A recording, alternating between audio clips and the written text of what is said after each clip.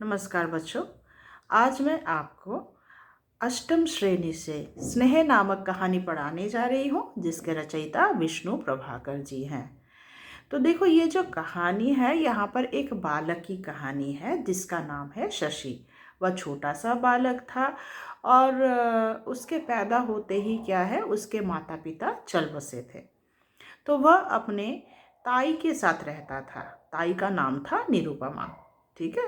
तो अब निरुपमा जो है उसके साथ बहुत सख्ती से पेश आती थी। मतलब जब भी वो उसके साथ कोई बातें करता था तो उसके साथ वो काफ़ी सख्ती से पेश आती थी। इसका कारण शशि को भी कुछ समझ में नहीं आता। तो उसी घर में क्या है, उमा जो है नई दुल्हन बनकर आती है। अब उमा जब भी शशि से बातें करती थी तो हमेशा ताई गुस्सा हो जाती थी और उसे मारा पीटा करती थी। यहाँ तक उमा के पूछने पर कि आखिर बात क्या है, तब वह यही कहती थी कि वह लड़का जो है उससे दूर रहा करे, क्योंकि ये जो भी उसके साथ बातें करेगा तो क्या उसका सर्वनाश होगा। उसके पैदा होते ही उसने अपने माता पिता को खा लिया, कुछ सालों बाद उसने अपने ताऊ जी को खा लिया, तो उससे दूर रहा करे। अब उमा को क्या है, उस बालक के साथ स्नेह होने लग जाता है।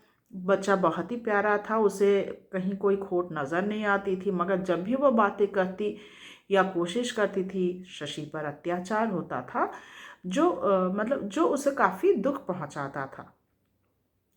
तो एक दिन क्या है, वह देखती निरुपमा जो है शशि को बहुत पीट रही है।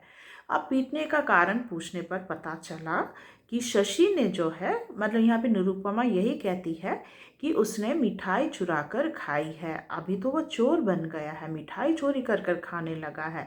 तो यह बात उसको कुछ समझ में नहीं आता कि आखिर बात क्या है। वह भी शशि से पूछता है तो वह भी यही कहता है कि चाची, अब से मैं कभी चोरी नहीं करूँगा, पर मुझे बहुत भूख लगी थी।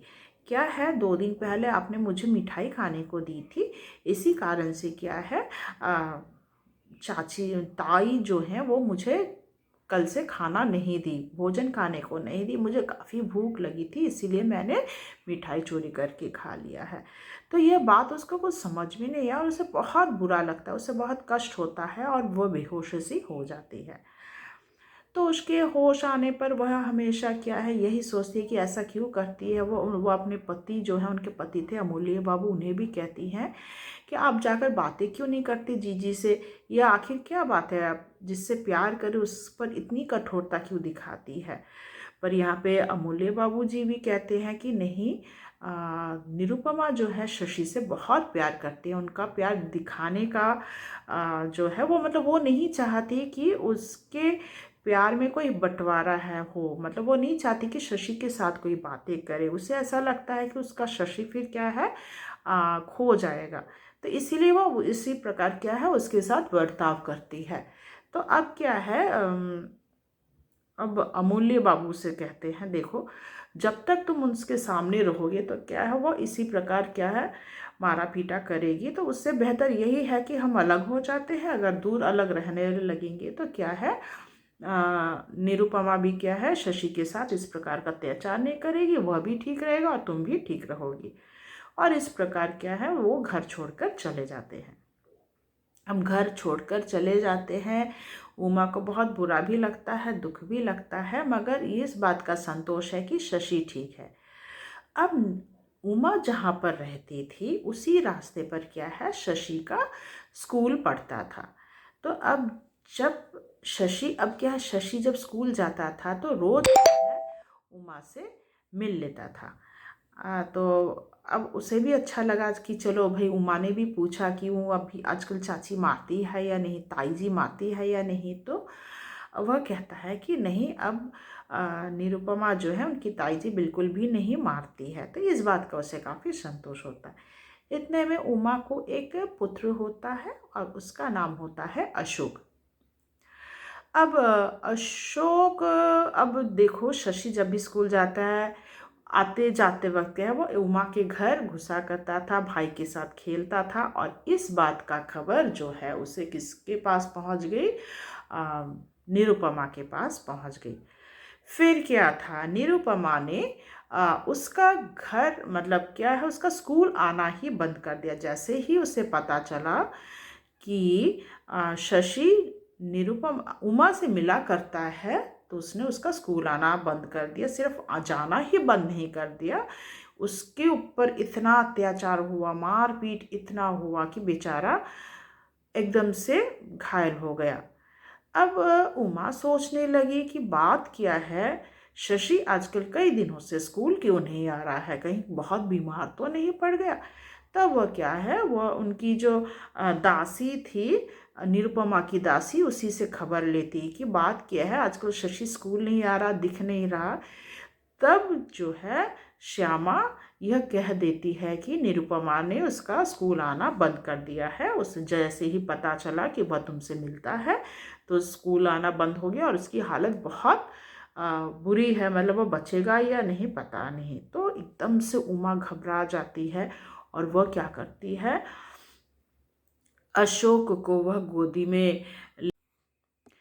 तो अब जैसे ही उसे पता चला कि शशि काफ़ी बीमार है और उसका स्कूल आना बंद कर दिया, तो वह क्या करती है, एकदम से चली जाती है, अशोक को गोदी में लेती है, चल पड़ती है और सीधा निरुपमा के घर पहुंच जाती है। उसने जब शशि को देखा, इस हालत में देखा, तो उसे बहुत बुरा लगा, बहुत कष्ट हुआ और वह शशि को गोदी में उठा लेती है और उनके चरणों में क्या है, अशोक को सौंप देती है और कहती है कि ले, अगर तेरे को अपनी भूख मिटानी है तो मेरे लड़के को खाकर मिटा।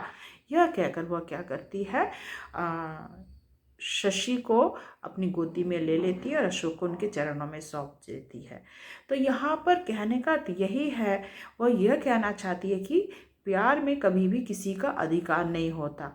प्यार हमेशा क्या है, बांटने से बढ़ता है, कभी घटता नहीं है।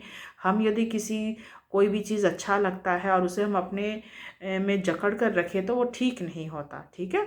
तो इसीलिए प्यार हमेशा बांटना चाहिए, इसी से प्यार बढ़ता है। और यही शिक्षा क्या है, वह निरुपमा को देती है। आशा करती हूँ ये जो कहानी है यह आपको समझ में आया होगा। तो अब जो है देखो, उनका जो जीवन परिचय है वो हम पढ़ेंगे। लेखक परिचय विष्णु प्रभाकर जी। देखो, उनका जन्म जो है 21 जून को हुआ था। 21 जून सन 1912 के उत्तर प्रदेश में हुआ था और उनका जन्म जो है मुजफ्फरनगर जिले के मीरापुर नामक ग्राम में हुआ था। तो मुजफ्फरनगर जो है वो जिला था और गांव का नाम था मीरापुर। इनकी आरंभिक शिक्षा भी क्या है, मीरापुर में ही हुई थी। बाद में वे अपने मामा के घर कहाँ चले गए थे, हिसार चले गए थे। मामा कहाँ रहते थे, हिसार में रहते थे, वहीं चले गए। और श्री प्रभाकर के लेखन की मुख्य अवयव राष्ट्रीयता, देशभक्त, सामाजिक चेतना है। इनकी रचनाएं, उनकी जो रचनाएं हैं वह पढ़ोगे, वह एक है, इम्पोर्टेंट है, अर्धनारीश्वर तथा आवारा मसीहा। ये दोनों क्या है, बहुत ही लोकप्रिय उनकी कहानियां हैं, रचनाएं हैं।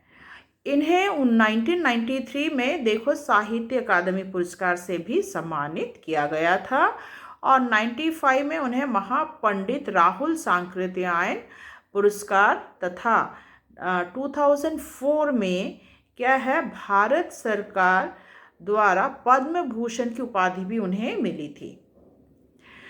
तो इसके अलावा इनका देहावसान देखो 11 तारीख को हुआ था, 11 अप्रैल को हुआ था, 2009 को इनकी मृत्यु हो गई थी।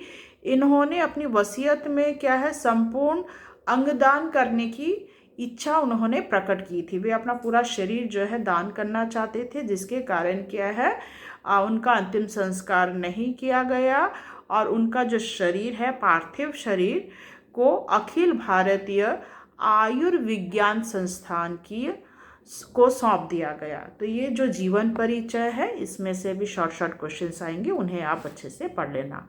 तो आशा करती हूँ यहाँ तक आपको समझ में आया होगा। बाकी मैं आपको पार्ट 2 में समझाऊंगी। धन्यवाद।